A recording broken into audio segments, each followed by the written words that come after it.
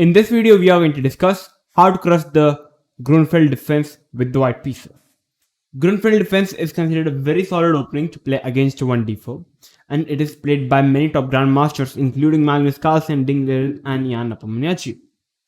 So today we are going to discuss a very interesting line to play against the Grunfeld Defence, and after watching this video, you are going to definitely check out I'm going to play this particular line after watching this video, and you are simply going to fall in love with this particular line which we are going to discuss in the video. And yeah, I hope that this video might help you to improve your game. If it does, then make sure to like the video, share this video with everyone, and make sure to subscribe to our channel if you are new to our channel. So now let's quickly jump right into the game. The game is between Djokovenko versus Li Chao from China. The game was played in 2012 and it was a Russia versus China match. And the game is very interesting, yeah. So basically, Djokovenko playing with the white piece, the strong 2700 grandmaster, opens the game with 1d. And Li Chao, a strong 2680 ready player, replied with knight f6. We have a Grunfeld defense, and from here the Grunfeld defense begins. After d5, the main move is to capture the pawn on d5, and after knight takes, we play e4, takes, bishop g7, bishop e3, c5, and the line goes on. But today, after d5, we are not going to capture because every Grunfeld player is particularly prepared in this particular variation. But what we are going to check today is to play the move knight f3. And after knight f3, bishop to g7, queen b3. After queen b3, this particular variation is also known as the Grunfeld defense Russian variation. I guess maybe Russian variation is maybe because many Russian players played basically, so that's the reason it's the Russian variation. And the idea of queen b3 is pretty concrete. We want to capture on d5, and we don't want black to recapture. So like there are many normal ways to continue the game, like c6, defending the pawn. But today what we are going to check out, the main move is to take, and after queen takes, the main move is to take, and now black castles. The reason black took the pawn on c4 is pretty common because now the queen on c4 is a bit exposed, and it could be target for black. So it would help black to get some tempos in the near future. But in the exchange, what white received is the tremendous power of the center without any weaknesses. After short castle, white plays the move e4, and now there are many ways to continue the game. Majorly, there are a6, b6, or even c6 is the move, majorly played in the position. So black in the particular game, Li Chao played the move b6, and the move is very logical. Black can play the move bishop a6 at some point, maybe bishop b7, putting pressure on the pawn on e4. So here Djokovenko played the move e5, hitting the knight. And here black played the most natural move, bishop e6, hitting the queen. And it looks a very natural way. You are hitting the queen, trying to get tempo. The queen goes back, you can put your knight to d5, and black is very solid. But Djokovenko had something different in his mind, and after bishop e6, he immediately captured the knight on f6 with the pawn. At the first glance, it looks like maybe white blundered, like queen is hanging. Li Chao captured the queen, pawn takes bishop. And you must remember you can't capture the bishop because here pawn takes rook with a check.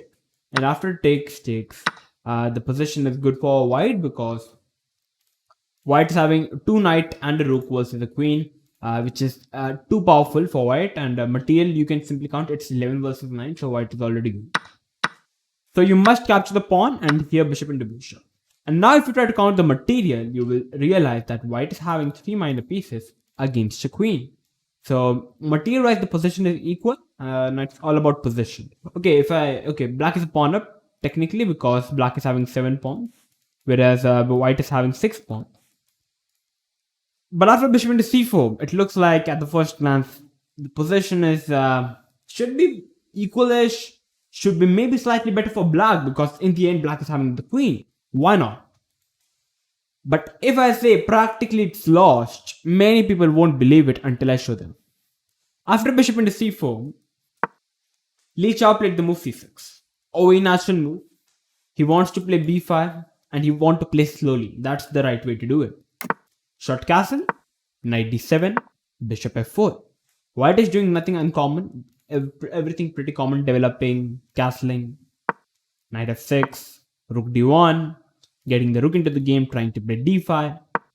Queen c8, rook e1. Too common.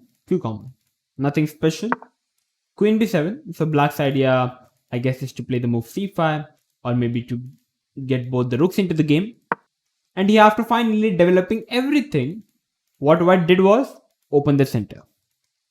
Pawn takes, knight takes. Rook d8. If you try to capture the knight, bishop into and you lose the rook. And material wise, white would be completely winning. So black played rook d8, bishop to e5. You must remember you cannot capture the pawn on e7 technically, because for example, if you try to capture with the rook, queen into e7 is just too powerful. After knight takes, rook takes, bishop f1, rook e8, hitting the knight, and once the knight goes back, knight d5 incoming, followed by rook e8, rook e1, and the position is already better for black. But Jakovenko played the move bishop to e5, very strong move, pinning up the knight. Rook d7, bishop c3, simply pulling the bishop back and keeping the pressure over here. Rook d8. If you pull the king back, white would love to capture the knight, because after pawn takes, knight takes, it's game over. So you can't move the pin, so rook d8, and now comes the move rook into d7 by Jakovenko. A very strong move. If you try to capture the rook, bishop into f6 check, king g8, knight into e7 check, and followed by rook is hanging. So if you play the move king f8, now comes the move knight g5. Idea is to capture the pawn. For example, if rook d7, knight into h7 check, king g8, bishop into e7, rook into e7, knight hf6 check, king g7, knight into e7. And the material wise, the position is already winning for white. You can simply count the material and it's winning. So yeah, not working, not at all. So basically after rook into d7, we have rook into d7, bishop into king f8, and knight g5. This was played in the game. Rook to d6 was played by Licha, and here very logically you want to capture the bishop. Knight into h7 check first. King e8, now comes h for a very strong move. Bishop h4 could have been even stronger, making square for the knight. If you try to capture the rook over here, queen into e7 is a strong move because you cannot capture because of this. And you have this position where the position is equal. So you must not be materially greedy, but h4 like Jakovenko. b5, hitting the bishop, and now finally he took because now there are no back rank issues. Queen into, bishop into pawn check. If you try to take here after rook into bishop here, as I said, material wise, now black have equalized and now black can even start grabbing these pawns. So it's practically not a good idea. So first white captured the pawn, gave a check, king move, and now played the move knight g5. Not being greedy, not being greedy. As I said, it won't be winning anymore. So first playing the move knight g5, queen b7, and now comes the move bishop to c3, protecting the knight. And also there could be some ideas with knight into f7 in there. f5, b3. Everything is protecting each other. There is no breakthrough for black. King c8, knight h3, queen g7, a4, f4, knight into f4, giving up a pawn, trying to open up some files for the rook, but nothing is happening. g5, at g5, it's all just desperation. Rook d3, and you can just count the material. You can just play by the field. It's all over. White's having 4 pawns, 3 minor pieces, and a rook versus a single pawn and the rook and the queen. Check, check. White started to slowly and steadily In this very position, black decides to resign the game. The idea is pretty clear. The rook is hanging. If you try to move the rook, knight h6 would be over. Knight h6 would be over. And if you trade off the queens, knight c2, there is no way a single queen can stop this connected pass pawn from being a queen. It's all over. A very interesting game played by Jakovenko to beat Li Chao. Like, many people won't agree if I tell them that even if you tell them that this position is practically lost for black. Like, if I need to say something, I would say that Li Chao actually played very well in this particular position because he played slowly, because he knew he was having queen, so he must play slowly and steadily. But that's slow. But I guess that was too slow. White did nothing special. He simply developed all his pieces, and after developing all his pieces, he break the center, takes, he pinned the knight, pulled the bishop back, and finally gave a rook. There is a tactics in the air. He took it. Bishop takes. Knight g5. Finding knight g5 is a very strong move. Many people won't be able to find it after takes. Then maybe enter into this position, but this is not winning for white. Finding knight g5 is definitely special. Knight into h7, king e8. If you try to go over here, knight into comes with a check. But actually more powerful is bishop into e7, hitting the rook as well.